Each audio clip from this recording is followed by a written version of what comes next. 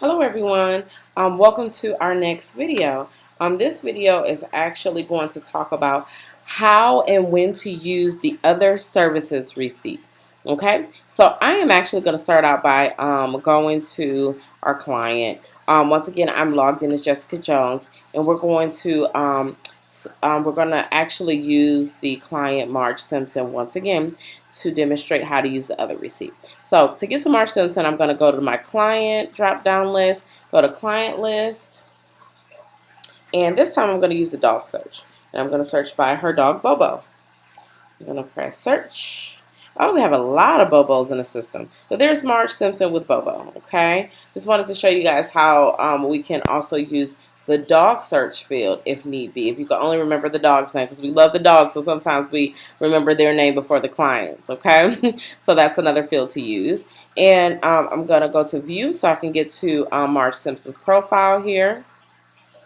And here we go. So I'm going to scroll down her profile page. Remember what I said in an earlier video that we can look at the client profile as like a digital folder. So anything you want to access or get to for the client, you're going to, just like we do, we were doing in the past with the paper folders, we will always have to refer back to that client folder. Now we're going to be referring back to the client profile to ever designate, to ever retrieve or to create anything for that client. Okay, so we're at the client profile page. We're going to scroll down, and I am actually going to scroll down to my area that says other services. Okay, other services.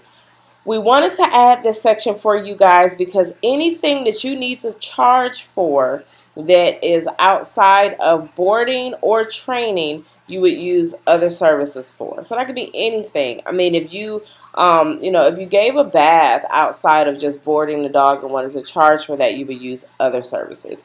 If you had a maybe you had a client, not a client, but you had a prospect that you did an evaluation for. They actually found us online. It was a $100 evaluation, and they did not sign up for training. And you wanted to charge them for that evaluation, you would use other services for that as well. Okay, so.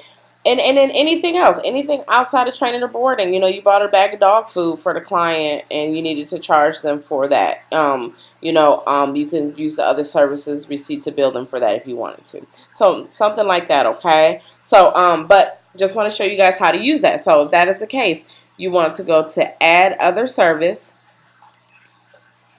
So now it's going to ask you for the service title. So what are we charging for? So I'm going to say that I gave the dog a bath, okay? Gave the dog a bath today.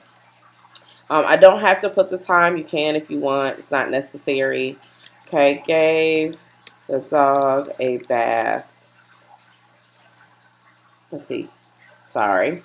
Gave Bobo a bath because he ran through the mud during the training session.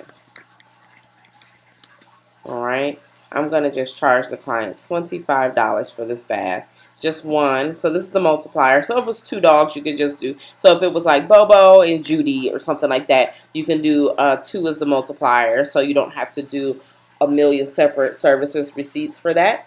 Additional costs, there are none. So it's just going to be $25 flat fee. So I'm going to submit this service. Now I'm going to go back to the client profile and scroll down, and now that's there. So it's under client total services for $25. It tells you what the service is, the date, the time, and that description. Gave Bobo a bath because he ran through the mud during the training session. So if there's any question as to why you charge for a bath or something like that. Okay. And then if I scroll down here, I'm going to scroll all the way down. See how it added it to my total balance? So $815 is calculating at other services.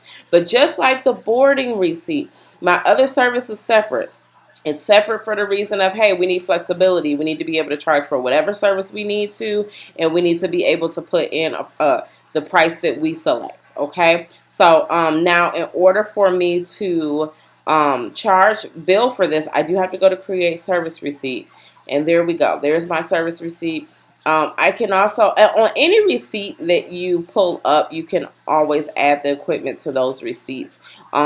We wanted to make it simple as possible. So if you needed to ring out for Alicia Collar at the same time you were charging her for a bath, you don't have to pull up a million receipts to do so. You can do it right from this receipt as well. So, and that includes the boarding receipt. The boarding receipt is the same way, okay? So, but this is the layout of the receipt. You can make your payment and you can choose cash, check, pay online with a debit or credit card, and you will press submit. If you're paying online with a credit or debit card, just like the training receipt, is going to take you right to that training portal, okay? It's going to take you right to that credit card portal. All right, so I just wanted to show you guys that, and we're going to go back to the client. I'm not going to submit the payment, but I just wanted to show you what that looks like. All right. And then if you submit the payment, it's going to go into the payment history. Everything, no matter what service you're charging for, whether it's other services, a training program, or a boarding reservation, is going to go under payment history.